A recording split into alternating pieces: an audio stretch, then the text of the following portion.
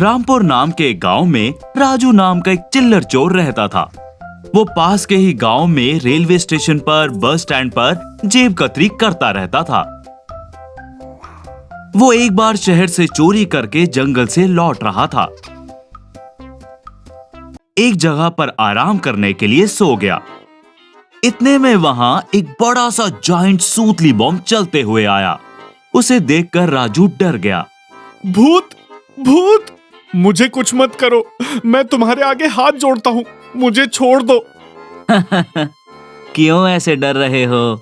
मैं तुम्हें कुछ नहीं करूंगा। मुझे खाने के लिए कुछ दो, बहुत भूख लग रही है। हाँ हाँ, दे दूंगा। जो खाना मैं लेकर आया हूँ तुम्हें दूंगा। मुझे बहुत खुशी हुई। रुको, बाहर आता हूँ। बाहर कैसे आएगा ये? कुछ समझ में नहीं आया। ऐसा राजू सोच रहा था, तभी खिलौने के सर के ऊपर से एक आदमी नीचे उतरते हुए आया।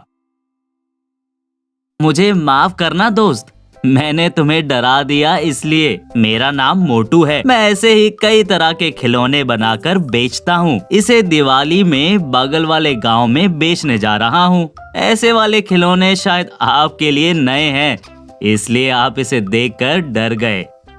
फिर राजू का दिया खाना खाकर, बहुत थकान महसूस हो रही है, थोड़ी देर सो जाता हूँ।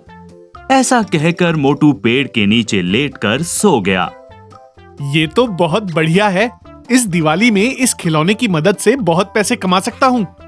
ऐसा सोचकर राजू उस खिलौने पर चढ़ा और उसके सर के अंदर जाकर कंट्रोल रूम में पहुंच गया और उसे आगे ले गया। चलते चलते वहां से निकल गया। वो गांव में चलकर आ रहा था तो सारे लोग डर के मारे यहाँ वहां भागने लगे। खिलौना गांव के बीचों बीच रुककर रुकिए ऐसा कहने लगा। खिलौने में छिपा राजू। प्यारे गांव वालों, डरिए मत, सब मेरे पास आइए। मैं तुम्हें कुछ नहीं करूंगा। जो मैं कह रहा हूँ वो सुनिए। वो बातें सुनकर सारे गांव वाले हिम्मत करके उसके आगे आए। देखिए, मैं एक मायावी सुतली बम हूँ। मुझसे अच्छे से पेश आओगे तो मैं अच्छी तरह से रहूंगा, वरना मुझसे कोई बैर किया तो देखना मैं क्या करूंगा। ऐसा कहकर एक गदा दीवार पर मारा, फिर एक बस और कार को धक्का मारा। वो दोनों उछलकर गिर गए, फिर डांस भी करने लगा। अरे सुतली बम भाई, आप जैसा कहोगे हम वैसा ही करेंगे। आपको क्या चाहिए बताइए। वैसे भी मैं जो कहूँ वही सुनना है। आज से आप सब लोग 2000 रुपए मेरे पेटी में डालो। उससे आपके गांव की भलाई होगी। दिवाली तक मैं यहाँ रहूंगा। उसके बाद आप लोग मुझे जला सकते हैं। तब तक आप लोगों को कोई परेशानी ना आए ऐसा देखूंगा। उस दिन गांव के लोग एक पेटी में पैसे डालकर नमस्कार करने लगे। एक दिन भोलू नाम का एक आदमी अपने बेटे बंटी से, सॉरी बेटा, तुम्हें दिवाली में पटाखे दिलवाने के लिए जो 2000 रुपए रखे थे उसे उस सूतली बॉम्ब से डरकर उसकी पेटी में डाल दिए। इस दिवाली में तुम्हारे लिए कुछ नहीं खरीद सकता। इससे बंटी बहुत गुस्सा हो गया। वैसे खिलौना थोड़ी पैसे मांग सकता है और इनका ऐसे यूं पैसे दे देना। पता करना पड़ेगा क्या बात है, कुछ दिमाग लगाना होगा। उस रात वो चोरी छुपे खिलौने को देखने लगा। तब उस खिलौने में से राजू बाहर आया और अंदर गया। बंटी ने राजू को खिलौने के ऊपर चढ़ना और उतरना सब देख लिया। उसे एक उपाय सूझा।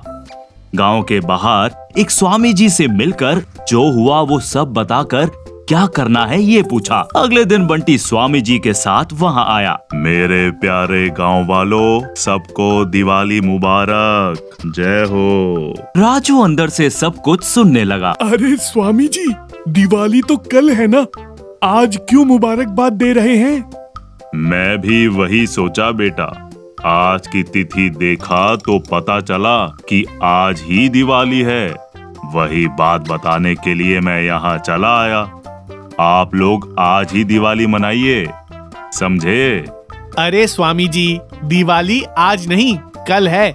मैं यहाँ से कल ही जाऊंगा। शास्त्र पढ़ा हूँ, तुम मुझे ही पता होगा ना। सूतली बॉम्ब, दिवाली आज ही है। ये सब सुनकर गांव वाले, हाँ, स्वामी जी हमेशा सच ही कहते हैं। आज ही दिवाली है। बेटा बंटी, बाण को इस सूतली बॉम्ब पर छोड़ दो। तुरंत बाण को आग लगाकर बंटी ने सूतली बॉम्ब की तरफ निशाना लगाया। वो देखकर राजू डर गया।